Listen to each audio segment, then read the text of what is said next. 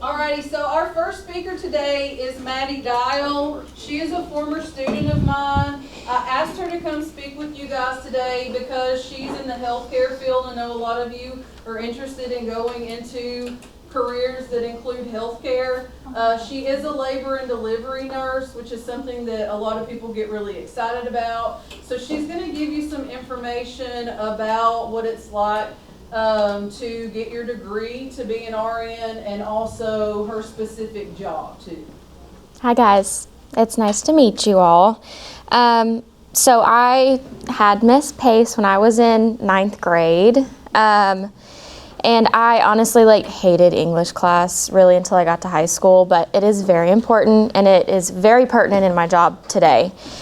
So I graduated from Stewart's Creek in 2018. And I went straight to MTSU I already had a goal of getting my bachelor's in nursing. So the bachelor's in nursing is a 4-year degree. I did a 1.5 years of prerequisites, all of my math, English classes, stuff like that.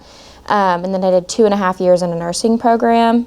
So that gets me what's called a BSN, which is not the minimum you have to have for nursing. You can get an associate's in nursing, but sometimes it can just be a little bit harder to get a job with an associate's in nursing. So yeah, I did 4 years at MTSU, got my bachelor's in nursing, graduated in 2022 from there.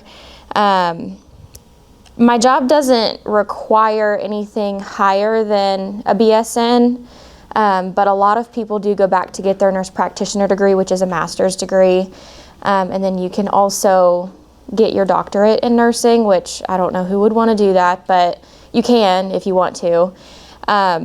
So if you get your master's in nursing, you can go on and be a nurse practitioner and work at a clinic and make good money and whatever, but I just did the minimum of what I had to do. So 4 years there. I do have to have my degree. You can't go into nursing without a nursing degree. So you have to do some sort of college. I think in ASN you can do an accelerated program and get out in 18 months and get out, take your NCLEX, which is our board state test that everybody has to take, and then start working. So I do use my degree. You learn a lot in nursing school, but a lot of the education is on the job training. So especially for labor and delivery, you don't really learn a lot about labor and delivery in nursing school because pregnant people scare everybody, so for some reason. So a lot of it is on the job training, so we do have to do a lot of reading. We have to do a lot of education courses when you get out of school and into your job. I had close to 6 months of training before I was on my own, and in that time I had to take multiple classes about learning babies and moms and things that I didn't learn in nursing school. So, we'd get big pamphlets and have to do a lot of online courses and learn the ins and outs of pregnancy and delivery and things that can go wrong. So I had to do a lot of outside education even after college. And I still do today because with labor and delivery, things are always changing, and research is always coming out on the best way for us to take care of these moms and babies, and we have to stay up to date on that so we can take care of our patients the best that we can. So we do a lot of continued education. We have to do a certain amount of online courses per year, certifications per year to stay up to date on CPR, baby CPR, what to do if a mom were to pass during labor, or code. So we have to know exactly what to do in all of those situations, and we have to keep up all of those certifications every 2 years.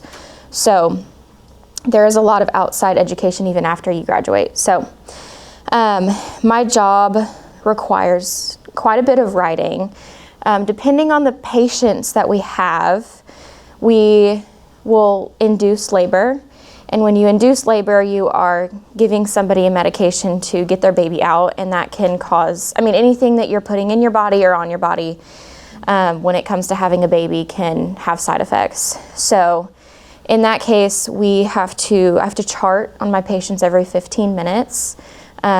We always have their babies on the monitor, and we are continuously watching what their baby is doing, and I have to know as the nurse what's good and what's bad and what I can do to fix that. So we are charting on our patients every 15 minutes. We have to write a lot of notification notes. So anytime we call a doctor, charting is basically what covers our butt. So our license is on the line for everything. And in labor and delivery, it's a very high liability job because someone's baby, you know, if something happens to their baby, that's a very bad thing. So our job has a lot of liability issues. So charting and writing down everything we say and do is a huge, huge, huge part of our job to save our license and our well-being as the nurse. So anytime that I call a doctor and tell them what's going on, recommend something, or take orders from them, we have to basically write exactly what we said, exactly what they said, and put orders in. So when we take orders from doctors, we have to make sure that we repeat back and copy down what they say, because you don't want to get that wrong and then do something wrong that's going to hurt your patient. So lots of communication and writing. So so between that, you know, charting every 15 minutes and then talking to the doctors, it is a lot of, you know, one-to-one communication between us and them. And I do work night shift, so the doctors are not in-house usually, except for one. So I'm calling them and waking them up at, 2, 3 in the morning, and they're sleeping and groggy, and you have to make sure you get your point across and communicate effectively. And you also have to know what you're doing. So in my job, there's a ton of autonomy, meaning I basically will assess my patient when they come in and say, hey doc, like, this is so-and-so, this is all their information, this is what's happening with their baby. I recommend that we do X, Y, and Z. How does that sound to you? So we basically make a lot of decisions for the doctors, and they are either like, yeah, sure, okay, or yeah, let's do that and this. So lots of autonomy, and that also causes a lot of liability. So charting and making sure we know our stuff is a huge way to cover our butts. So with the charting and talking to doctors, that's a lot of writing that we do in a shift. So on top of that, we have emergencies happen, we have bad things happen, and we have a system for that to basically report that incident. So whenever something bad happens, like an emergency, say we have to do an emergency C-section, or the patient hemorrhages or bleeds too much after they have their baby, we have to do an event report in our system for that. So we basically will go through, click through all of the patient's information, and then there is a big blank box that we have to do a timeline for. So we have to make sure that we have charted everything in real time, every medicine that we've given to the patient, every detail that happened, every communication with the doctor, and we have to transfer that over to basically like an essay for our managers in the hospital to see what we did, how we acted quickly, and how that helped better the outcome for this patient. So you have to write everything down or chart everything as it's happening, and then we go through and we write, at this time we did this, at this time we did this, and you have to have a really good knowledge of professional writing skills, because you don't want to submit an official report and not sound like you know what you're doing. So it really comes in handy to have a good head on your shoulders about how to write a professional report, a professional email to your manager, and just have everything written down to save yourself. So communication skills are huge in my job. It is probably our biggest skill that we do, because at the end of the day, we are the eyes and the ears for the doctor, and also for the patient. So I am the person in between my patient and their provider. I am their advocate. I have to stay up to date on all of the current education and best practices, That way we get the best outcome for our patients and don't cause birth trauma, which can happen very easily. So communication skills are huge. We have a paper with all of our patients' information, and we have to be the ones to communicate to the new nurse coming on, hey, this is their story, they have these risks, this is how their baby has been looking, this is what I did to fix if their baby wasn't looking well. And then, the doctors aren't there all the time. So if something happens, I have to be able to effectively talk to the doctor and tell them what I've done, what I recommend, ask them what to do. So you can't not have good communication skills, because then you just kind of sound stupid. So communicating with the doctors is huge. Communicating between nurses is huge. And also your patients. So there's a lot of gray area when it comes to people coming in to have babies. Things can go wrong in a second, and being able to communicate quickly with your patient can save a ton of birth trauma, confusion, scared feelings, just by talking to them, staying calm and talking to them. So I really, really pride myself on trying to be a calm presence for my patients, because even in the scariest moments, if you have to go have an emergency C-section or something scary is happening, being the person that says, look at me, you're okay, we're gonna get your baby out, it's gonna be fine, this is what we're gonna do, and this is why we're doing it, is huge. Because the worst thing is to go somewhere where you have no idea what's happening and be worried that your baby's not gonna be okay. So I would say communication is probably my biggest skill in nursing, on top of just educating myself on all of the up-to-date things in the nursing world. So my typical day will look like, I sleep all day long. And then I go in at about 6:30 at night, and I usually see what kind of nursing I'm doing that night. So labor and delivery is kind of its own unit. We're different from the whole hospital. So we have our own triage emergency room area, because the ER is scared of pregnant people. So they send all the pregnant people up to us, and we have to triage them, listen to their complaints, see what's going on, and decide, are they in labor? What's their problem? How do we fix it? Can they go home, or do they have to stay? So we are ER nurses. We do all of our C-sections. So we do what's called circulating C-sections, which is what operating room nurses do in the main OR. And so we get the patient prepped for surgery. We bring them back. We sometimes have to help with the surgery. So if we don't have our surgical techs at night, which happens sometimes, we are trained to assist the doctor in performing a C-section, which is pretty cool.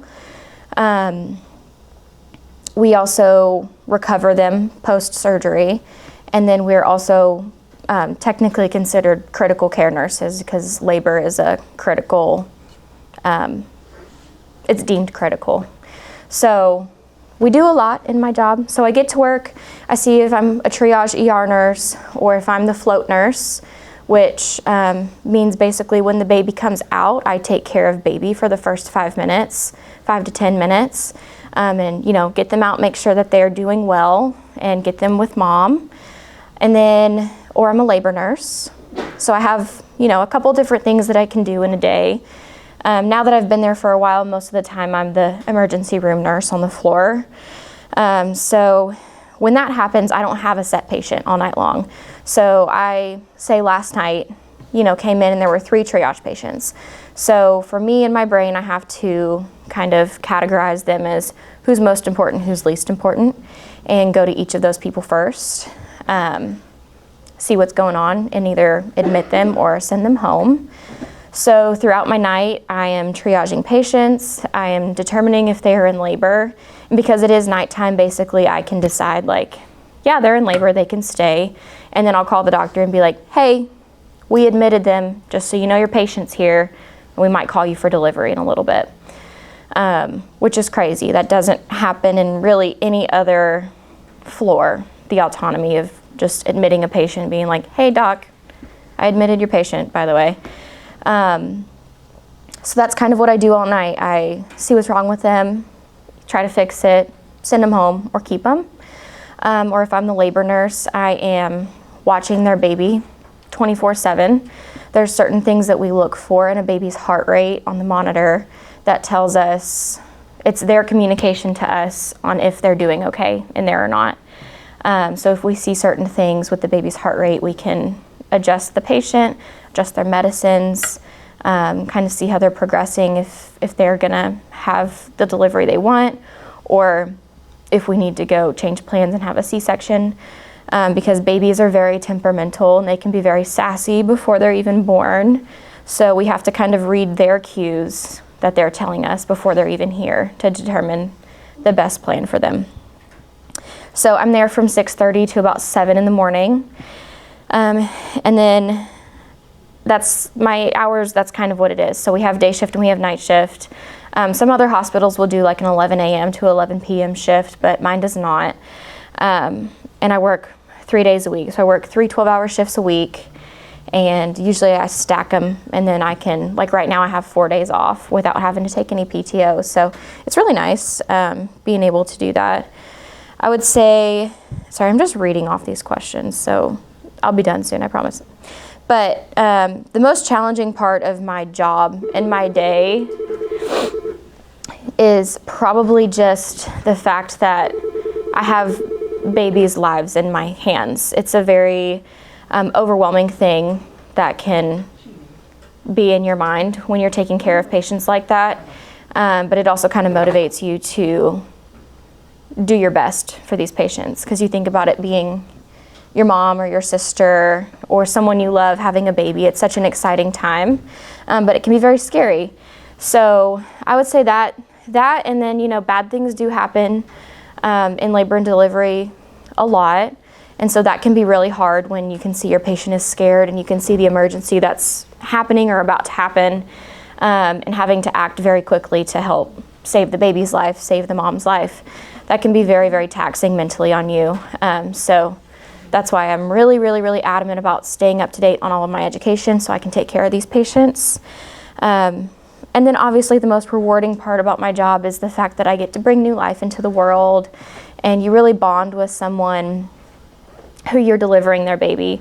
You're there with them on their best day of their life, and most of the time they won't forget you. They won't forget that experience, you know, forever. So I have a really great opportunity to make an impact on these women and their families and help them remember this time as something very positive and exciting. And I get to be at birthday parties every single day, so it's a really great job. It's a very rewarding job. And I feel like for me, in nursing, that's what I needed. Because I worked at the hospital that I'm at now for a couple of years before I did labor and delivery, and it was just a lot of taxing things mentally that didn't have a huge reward. So a lot of sick people, a lot of people dying, and it just wasn't as rewarding as coming in and getting to help somebody deliver their baby. It's very, very, very happy floor for the most part. So it is a wonderful job to have. You do have to have a lot of skills that you develop over the time that you're there, but once you feel comfortable and get good at your job, then it is probably like one of the best jobs I've ever had. So you really can't go wrong with helping people have their baby every day. So yeah, that's it. You guys have any questions? What time are the day shift and night shifts? It's 7 to 7. Okay. Mm-hmm. Yeah. What did the schooling look like classes-wise? So for my first year and a half, I did all prerequisites. So I think I did anywhere from 16 to 18 class hours a semester. So I was usually there 4 or 5 days a week most of the day. But with college, the nice thing is you get to schedule your classes for the most part. You get what you want. So I could schedule a good lunch break, 2-3 hour lunch break in between my classes, and have some time to like study and have downtime. And then the nursing program is a very intense back-to-back program. There's 5 semesters of courses, and you're there basically every single day. And then on top of that, we have clinicals.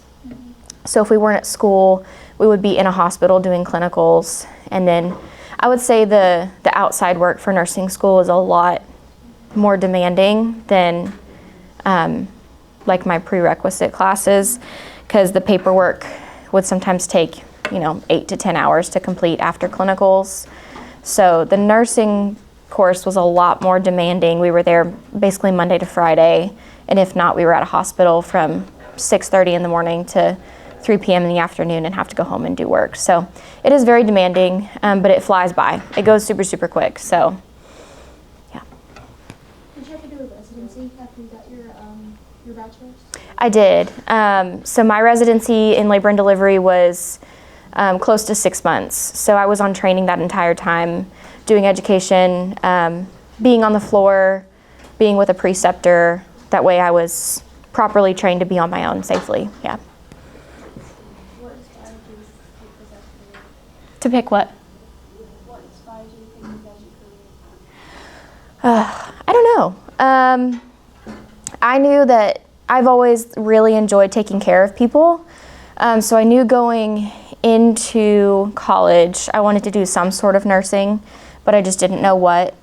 And I was very interested in women's health because I feel like there's just not a lot of advocates for women's health. It's really hard to go to your doctor with a problem and them help you with it as a woman. And so I was really, really passionate about helping take care of women and moms.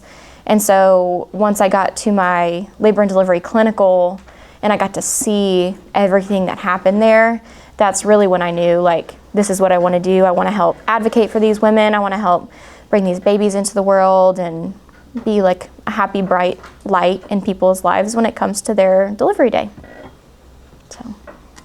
Maddie, I have a question. Yeah. So most of the people that we've had come speak talk about a job that is what we think about with the job, that's you go into work in the morning, you get off in the afternoon. What is different about working nights, specifically in your personal life? Like, how is your personal life different because you do work nights? It is definitely an adjustment. I would not say that I am normally like a night owl. I'm a very bright day person. I like being in the sunshine. I like being out in the light. I do not like nights. But you just adjust. And my husband, he works a 9 to 5, Monday to Friday job.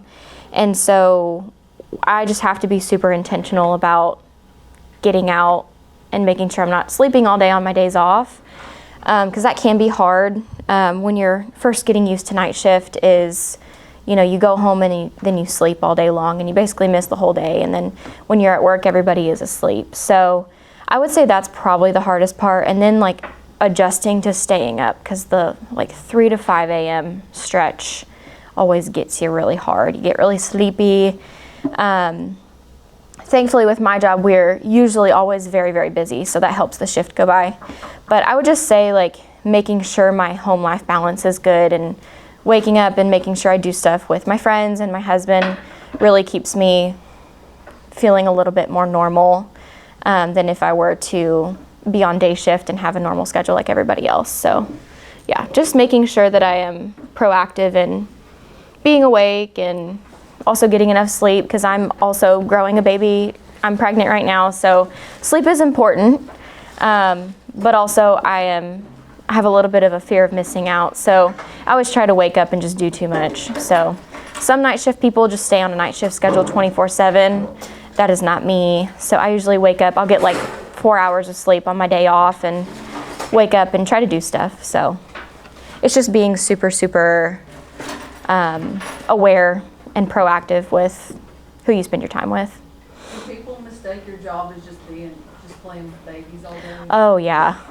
I can't tell people enough, I have maybe held a baby and charted at the same time once, because my job is really to get the baby out. So that's a lot more intense than holding a baby.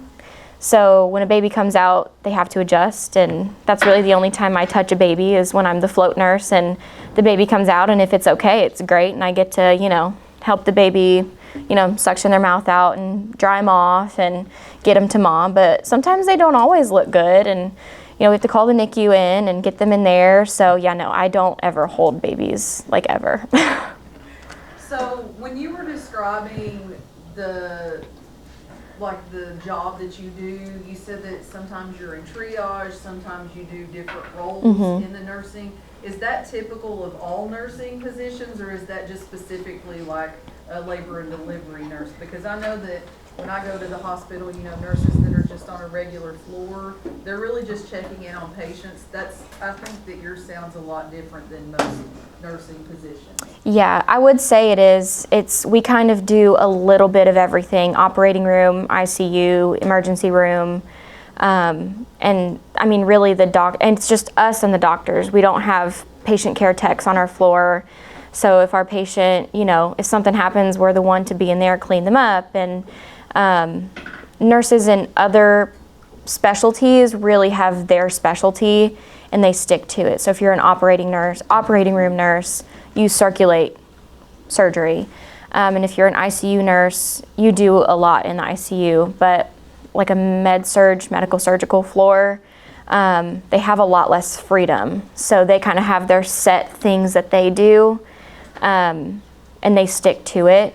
Whereas I can basically do a little bit of everything in the hospital on my one floor, because it's such a specialized area that, anytime anything comes up with a pregnant person, they just bring them to us. So we have to be trained in operating room, ER, ICU, everything. So, yeah. And I have one more question for you. So Yeah. you spoke about the different levels of nursing, because there's an LPN, there's an RN.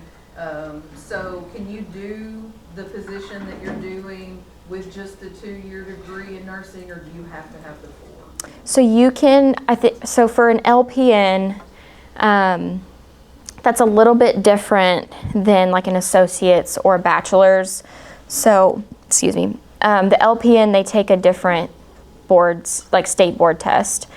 So they have a lot less responsibility that they can do. They can only give certain medications, do certain skills under their licensure. You can have an associate's in nursing for labor and delivery, and at most of the floor, most of the hospital, but there's limitations to the people who have a lesser degree. So if you're an associate's nurse, there's certain things with IV medications that you can't do, or when like a patient has a port for chemo, they can't do things like access that port or draw blood from that port. So there's limitations. And then when you have your bachelor's in nursing, you basically have free reign to do all of the nursing skills. So for me, I felt safer just going ahead and getting all of the education that I would need, because I knew I didn't want to go back for my master's degree. So, yeah. Because you're in the delivery room, if things go sideways and there's complications for both patients, the mother and the baby, is there a procedure set in place that there's a focus that goes more towards one patient other than the other? And if so, how did that affect you emotionally? So at the end of the day, mom gets saved first. Which thankfully I have never had to be in a situation where we had to choose one life over another. But for example, there's an emergency called a shoulder dystocia. So that's when the baby's head comes out and then the shoulders get stuck on the mom's pubic bone. And I would say that's probably one of the scariest obstetrical emergencies we can have, because as soon as a baby's head comes out, they try to start breathing. And so if they are stuck in there, they can't start trying to breathe and they can lose oxygen very, very, very fast. So we have procedures for all of those emergencies. A lot of it is listening to the doctor. There are certain things that we do. The doctor will say, I need the patient back, I need her legs back. We do certain things to get the baby's shoulder unstuck. worst case scenario, if we can't do that, we have to do basically a procedure where we push the baby back up and do an emergency C-section. And that can cause a lot of deficits for the baby, but it saves the baby for the most part and also saves the mom. So in that case, we have the NICU team there for the baby. And then as the labor nurse, I am more focused on 1, getting the baby out, but 2, making sure that the mom is safe because complications can happen from that. So usually in a delivery, our acuity is so high that I can at most have 2 patients if I am labor nursing. Sometimes it's 1-to-1. And so then we probably have about 6 or 7 people in a delivery room. That way everybody is covered. We have extra hands for the nurses. We have extra hands for the baby should we need it, for the mom should we need it. So I would say we are always pretty well covered in any emergency to take care of both of the patients in that situation.